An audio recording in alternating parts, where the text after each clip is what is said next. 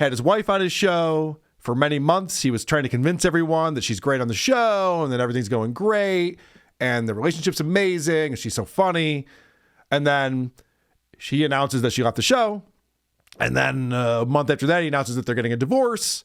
And then a day or two after that, he announces that she's been fucking Nick Rekieta and they're just doing drugs all the time in this drug den with 5 children. And then they all get arrested for having guns and drugs and children there who aren't bathed or nourished. And so Aaron's been spilling all this information about all this shit. And I was really happy to see his friend Keanu. Now, Keanu does Aaron's show every Thursday morning.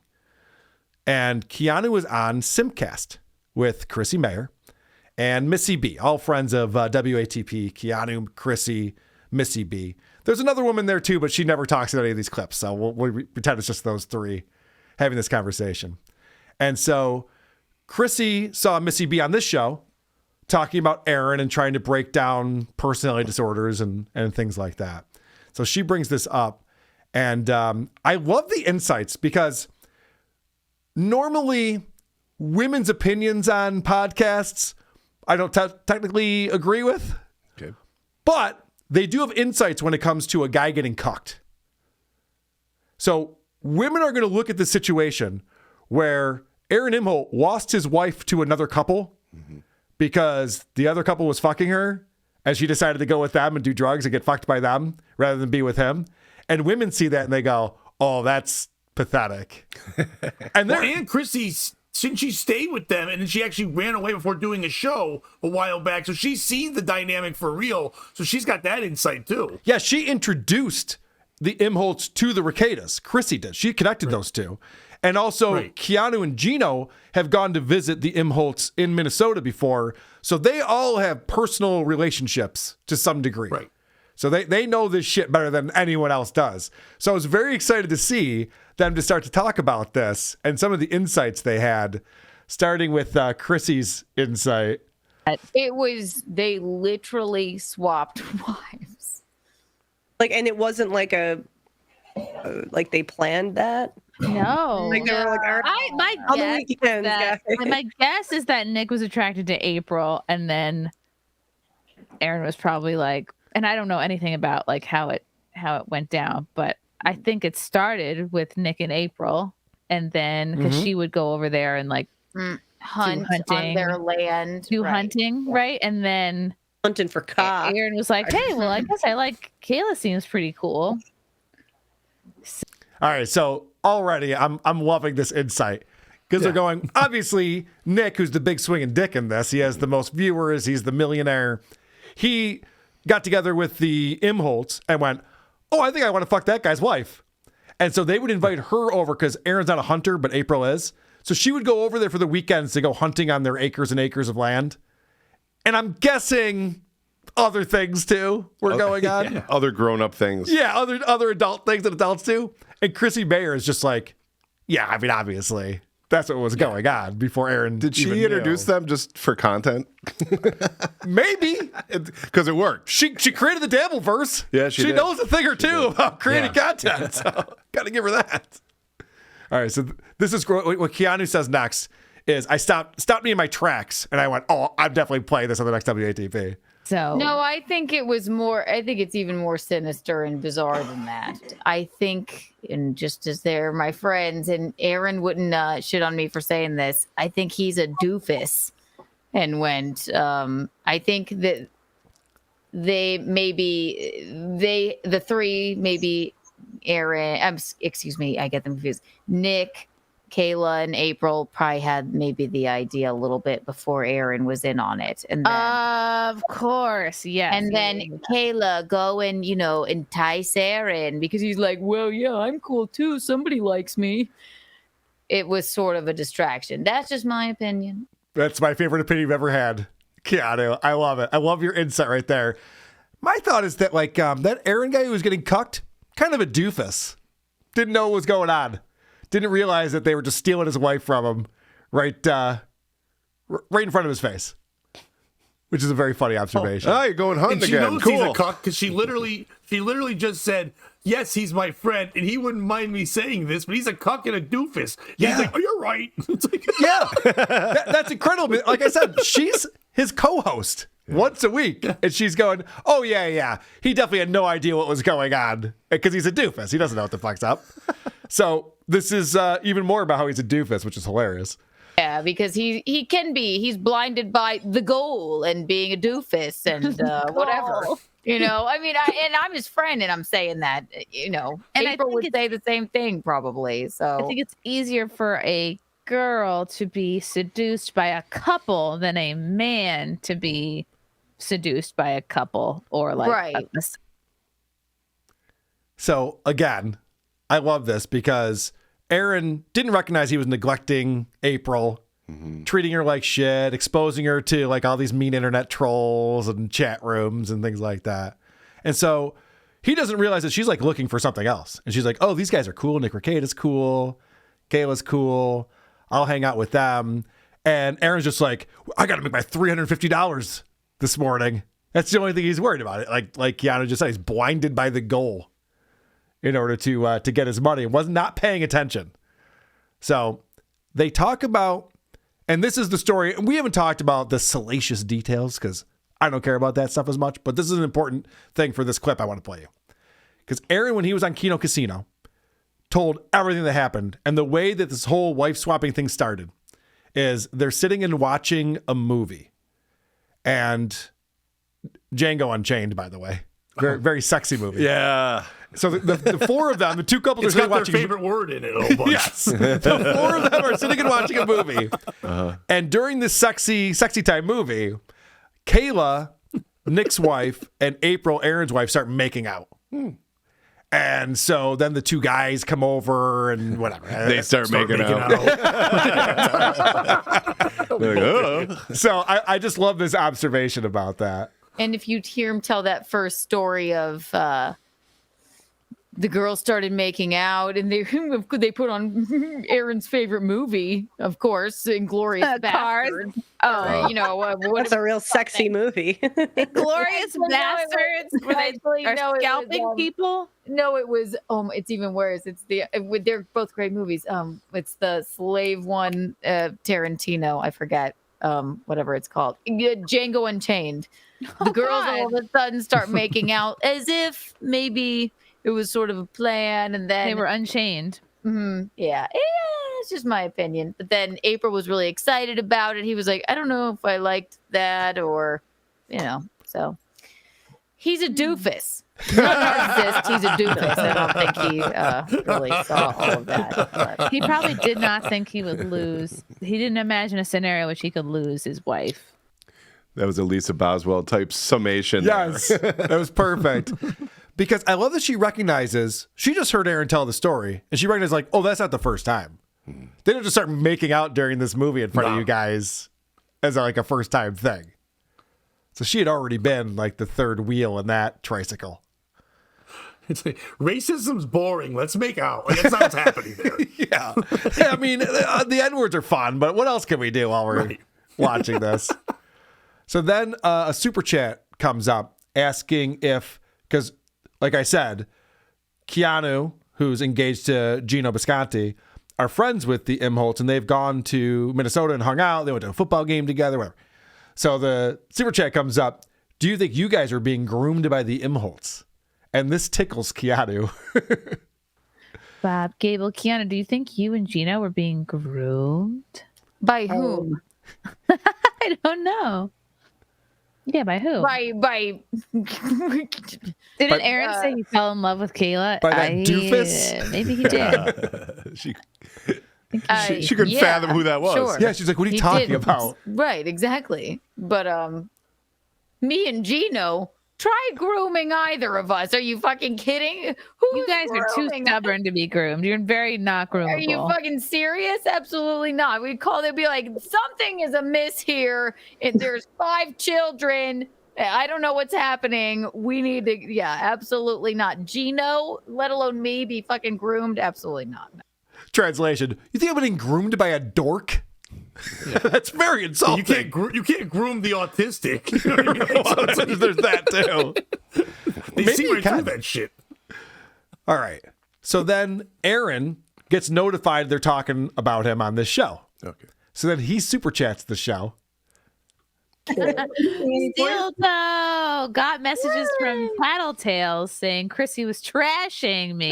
No. I go watch it and I agree with just about everything she said about my mistakes. Lol. Live and learn. Good show, ladies. Oh, Aaron. Aaron, see?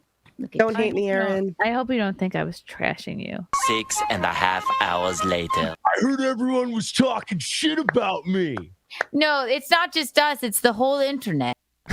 Very good. So Aaron now gets the link and shows up on the show. And he doesn't know how to act with these women because he's a doofus. And look at me, I'm acting like a funny cool guy. And it's just like, no, this is why we were making fun of you, Aaron. This isn't working. No one's buying You should this put blackface persona. on and be like, I'm Django Unchained. Hello there. See, now that would have been funnier. I'm doing a show. I'm doing a show on Juneteenth with Doug from Who's Right, and I said, let's celebrate Juneteenth. We'll both dress up as our favorite black person. So he's going to be Malcolm XXXL. Nice. That was his response when I texted him that, because he's a funny guy. All right. Oh, that podcast is awesome, dude. Who's Right? They're great. Yeah, they're great. Yeah, they're fantastic. Yeah. I agree. All right, so now he's on the show, and so now they get to talk to him about how he was a neglectful husband, and he deserves everything that happened to him with April leaving him for this other couple. Let's see. I recently got divorced, and Chrissie said, I think he wasn't paying attention to the problems he and his wife was having very well. Yeah, that's usually the case when a relationship falls apart. So Aaron's whole thing now is that he's going on here and going, guys, I accept it. I was a bad husband. I lost my wife over it. And you guys want to make fun of me for losing my wife. But listen, man, I admit it. I'm admitting all this. The thing that everyone, and especially me, has a problem with is the fact that he was lying to everyone for 6 months plus straight, telling us everything was great, everything was going fantastic, and it wasn't. They were fighting, they were arguing, they were taking their kids to a drug den on the weekends, they were doing all this crazy shit, and he was lying to all of us, and now he's like, I'm the only one who's being honest with everyone. It's like, well, now you are, but who even knows? Because we haven't heard the other side of the story yet. So we have no idea. So now Because he's trying to get laid. He was lying when he thought he only could bang April, but now that he knows he can't bang April, he's gonna play like, I was duped. I didn't know. I'm the honorable. So he's just trying to find different pussy. Brilliant observation, Pat, because I have a new theory, and I'm going to throw it out there. I'm going to start a new rumor right now, but this is just a theory. So Steel Toe, just this past week, was literally reading Bible verses, unironically. He was going through and he's going, yeah, when we were at the church with the Ricadas, they were reading this Bible verse. I think they were talking about us, and he's reading through it and he's explaining why you got to live your life a certain way based on this Bible verse.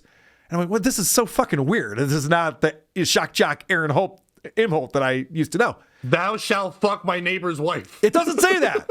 Although maybe it did. The translation, it didn't have to get. I could be converted. So this is my theory on Aaron. Now that he's like pretending he's like super religious and stuff. That new girlfriend that he was bragging about, I bet she's a born again or like a super Jesus-y Oh, that makes a lot of chick. sense. So now he's on there going, yeah, I found Jesus now. It's, I was doing Molly 3 times, but now I found Jesus. So I don't do that anymore. But here's the rumor that I want to get started. Remember how he's talking about like we do things like adults do when adults get together? Oh, yeah. I bet he's gotten a hand job at best. Because this is like a Jesus-y chick. Yeah. And I bet he got to third base once, but the panties didn't come off. That's the rumor I'm putting out there. He's all excited about this. I'm sure he nutted. He's like, that's a chastity belt? What? Yeah, right. I mean, listen, I'm sure he nutted. I'm sure it was very exciting for everyone involved. But I am calling it. Aaron is not getting laid right now. He's like, I've released my sins twice. That's it. That's it. Yes. It's not great. I've anointed her face once. So then Missy B is just like, Aaron, because this is their first interaction ever. Okay. And Missy B came on our show to review Him. Steel Toe. Yeah, Aaron Imholte. So she's going, well, hey, I hope we're cool, Aaron. And Missy B didn't say anything bad about Aaron. She doesn't really know him very well. And Actually, if anything, she went to bat for him inadvertently. you know. correct. Yes, very much so. So she goes, I hope we're cool. And listen to Aaron's response to this. It's so douchey. Clinically said you were not a narcissist. Wait a minute. I made a career ripping off your boyfriend's entire act. You and I are fine. Cool. Awesome. I made a career ripping off Anthony Cumia's entire act. This guy thinks so highly of himself. And one of the things people goof on him for is he's constantly doing movie quotes and impressions, things that Anthony does well, that people like about Anthony. So Aaron obviously thinks that he's like the next Anthony Cumia. He's talked about it before. He's one of the best broadcasters up there with Anthony. And he goes, Missy, we're cool. I ripped off your boyfriend. That's my whole career, is being the next Anthony Cumia. It's like, slow down. Yeah, also, he's saying we're cool because I say we're cool. Right. Yeah. We're cool. Usually that takes two. We're cool because I really like the guy that you're dating. Yeah. Also weird. But then... I stole from your boyfriend. It's not a compliment. It's like I emulate him. I look up to him. I change my act like him because I want to be that good. But to say I stole, that's not nice. Right. That was a weird thing about this. It's not just like I look up to him and I enjoy his show. It's like I've become him. Yeah, it's an upper hand Opie thing. the crippled guy?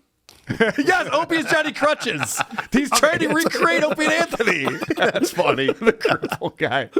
So right after he says that, because in my mind, I even wrote it down in my notes. I'm like, oh, because you do your impressions and your movie quotes. And then immediately after that, he goes right into one of his fucking movie quotes and impressions right here. And to quote Ricky Bobby, to quote Will Ferrell in the campaign, I fucked up. So people criticizing me is like, yeah, I'm pretty sure I've laid all this stuff out too. Like, that's what friends do. So one of the things that Anthony never does, I've listened to a lot of hours of Anthony Cumia. He doesn't tell you the line he's going to do and the person who's saying it. So check out this impression I'm going to do. Will Ferrell from Step Brothers. You're just like, no, just do it. And if it's good, we'll know. Aaron, that's what Stuttering John would do. That's how John would do it right there. And then he'd laugh at it. And then he'd ask you, do you know who directed that movie? Yeah. Because he thinks that like knowledge like that makes him smart. And powerful. Well, that's why being on Cumia's show, I always liked it when he would do it and I wouldn't know. And Garrett would put up a clip of Columbo. I'm like, oh, okay, that's who it was. So he's like, no, okay, I get it. Now I get it. Yep. But again, Aaron's going on this multi-week victory lap, declaring he's the only truth teller on the internet. And it's like, no. You don't understand. Aaron, you lied for so long that it doesn't matter. None of that matters anymore. We can never take anything you say at face value ever again. It's the same thing with Stuttering John. John doing his fucking victory lap over, I've been substitute teaching this whole time. And then laughing like, ha, I got one over on you guys. Right, very similar. No, you just lose all credibility. Then we don't believe anything you say. We don't believe that you graduated from NYU. Yeah. By the way, speaking of which, I should save this for the John segment. I just have a quick one today. Remind me to repeat this for the video clip. But the cease and desist that my buddy Shuley got from John, all the things that John says are not true and he's got to stop saying, not included in that is that he graduated at NYU. That's telling, right? I don't know what that means, but I have a feeling he didn't graduate. All right. He probably got a participation trophy. He got a gold star. He got a gold star from it. All right. So then they ask Aaron the question, and this is like really despicable from Aaron. And there's been a lot of things leaking lately. Like I was checking in on Melton this week, and Melton was playing Keanu reading all the messages she's gotten, all the DMs from Nick Rekieta. And Nick Rekieta saying like, listen, you guys got to stop talking about April. Leave her alone. Like, she's just trying to live her life. She doesn't want to have her fucking name dragged through the mud every fucking day on the internet, which is all that's happening right now. Just calling her a coke whore over and over again and a loser and all this shit. So I understand where April's coming from. Like, this is absurd. What's going on? I'm sure she has her own side to these things. And so they asked the question, can April turn it around, Aaron? You were married to her for a couple of years. Can she figure this out? Real life. Aaron, is there anything she could do like that could turn it around at this point? Turn what around? Like anything? Is there even a hope? Is there even a 1% chance of maybe? I do. This is gonna sound hokey or whatever, but I believe in her. I do. There's the person that I loved is still alive. Like they're still in there Thank somewhere. God. Yeah. You know, I do believe in April. I just don't believe in April and I. There's a big difference. I think she can turn this thing around tomorrow. I think she can go back home, rebuild from the start. Just rebuild your whole foundation. Tear it all down, rebuild from the foundation. She can go back to what she was doing before the show. And one thing that Chrissie nailed right on, April and I should have never worked together. So this is a crazy thing to say, and I'll explain why. He hasn't been in touch with April since she left at the beginning of April, the month of April. So he is saying that she's hopelessly addicted to drugs and she's strung out somewhere and, homeless or barely getting by or something. He doesn't know any of that. He doesn't know what she's doing. And he's like, yeah, I think there's a 1% chance she can turn things around. She's probably fine. I've had a lot of friends who experimented with drugs. They're fine. They figure it out. You know what I mean? Like, he's acting like, I don't know, she likes Coke, so she's probably going to die in the next year. Like, well, I don't think that's what's going on white here. knighting. It is the ultimate white knight right now. Yes. He made all the girls go, aw. So now he's like, maybe there's a chance I could sleep with them someday. Yeah. And now he's saying this out loud so the religious girlfriend will be like, look, he still has a heart and he cares, like Jesus would. And then also he's saying 1% chance if April does turn it around, it's because of my penis. Come back to me. I'm caring for you. He just made sure that his dick stays wet the entire time. Well, I don't know if that's true, but he's trying. That's what he's trying to do. Yes, in correct. Yeah. But it's like, dude, she's fine. She just hates you. Yeah. Just the fact that she doesn't want to ever talk to you again doesn't mean that she has a problem with drugs or anything else. But you are She trying had to do drugs to be with you. Yes. Remember that part. She had to be pickled to be with you. And he's actively trying to ruin her life.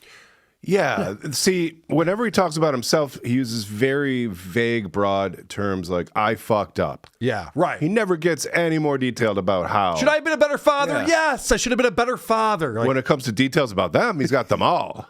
isn't that crazy? Yeah. So he's Funny how he's that very works. manipulative, but he's not nearly as good as he thinks. Right. We all see right through it. Yeah.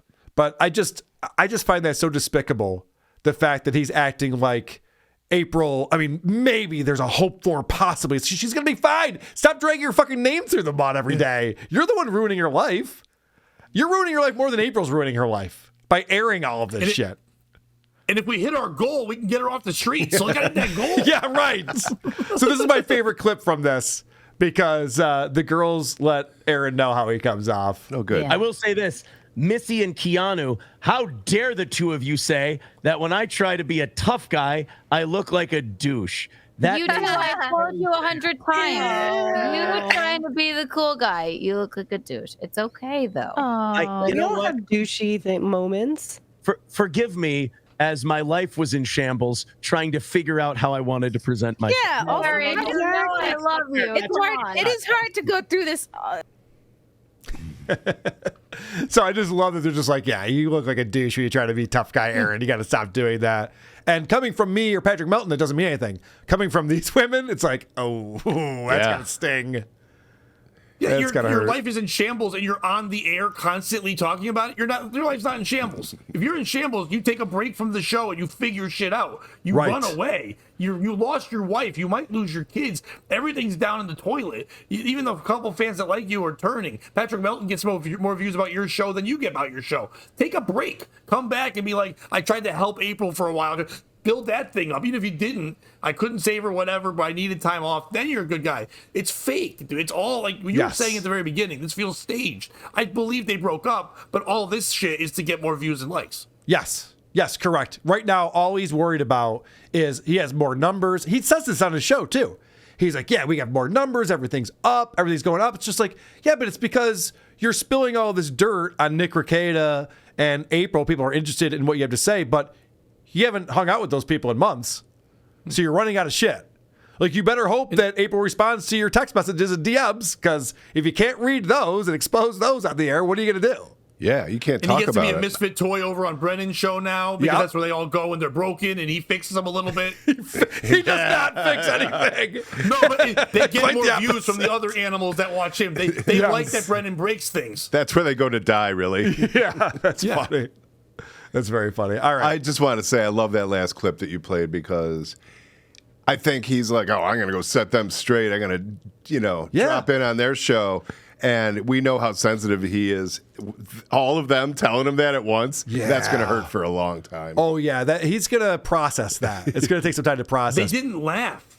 They were literally like, you are a doofus. And then Missy goes, it's okay to be a doofus sometimes. That's the hardest thing to ever hear. Like, you are a doofus, but it's okay. You can't help it. You're a doofus. That's like your girlfriend or wife going like, you don't have to make me come. It's fine. I just enjoy our alone Why time. start now? You're just like, oh, God damn it, no. We don't need to do eye contact. There's no point in this. So sad. You want to watch porn? It's so sad and pathetic. But Put on Django, you'll be okay. Right? You guys are classic. You guys are right though, because Aaron loves to go on shows and he thinks he can charm everyone and manipulate them, and that's why he's been doing the rounds lately. Because he goes on there and he's cordial and fun, and people are just like, "Hey, this Aaron guy's great." And these women were actually just letting him know, like, for real, no, this is what's going on. Yes. Any dork trying to act cool is transparent. Yes. When you're a cool, that was the cool Stuttering guy. John tour when he first came back. When Brendan paid him money to come back, he thought, now that I'm beloved, I could go around and be on everyone's shows and be charming. Yep. And he wasn't charming at all. And he actually ruined it more by being on more shows. If he stayed in his one spot and maybe he'll come to him, then his fans would have built up the charm. But instead, he just exposed himself for being a doofus. Yeah. Well, yeah, it didn't help that the second show he did was with Chad Zumach, and then the third show he did was with Chad Zumach. That's just like charisma. Not a great strategy right there. The other thing that Aaron is talking about is he's going to Al-Anon meetings now. Okay. So he just started That's doing for like family. That's for people who are have to deal with alcoholics in their lives. Okay. Your alcoholic friends are gone. They don't talk to you anymore. You don't have to go to meetings, buddy. You got them out of your life. You're fine. I think, again, this is just a thing to show the new girl. Yeah. Yeah, I mean, I'm fixing That's myself. where he met the new girl. That's where he met her. Because she probably was an alcoholic. Now she's a born again. Yes. And then now they've met there at born again shit, and he's there to support you. Went there for the April thing to get that clout. Then he met a girl who found Jesus instead of booze, and now he's fucking that girl. There is nothing worse than getting a girl who used to be fun. You know what I mean? Like, you don't want to hear the stories. You don't want to know what's going on because she ain't fun anymore. Yeah. Right. You got the TJ Maxx girl. It's like at a discounted price. It's like you hear all the good stories. Yeah, this was in style 5 years ago, but now you can get it for 80% off. You're like, yeah, but I guess I don't want it, though. Like, she used to be a stripper. Oh, that's great. Yeah, right. Nobody's podcast.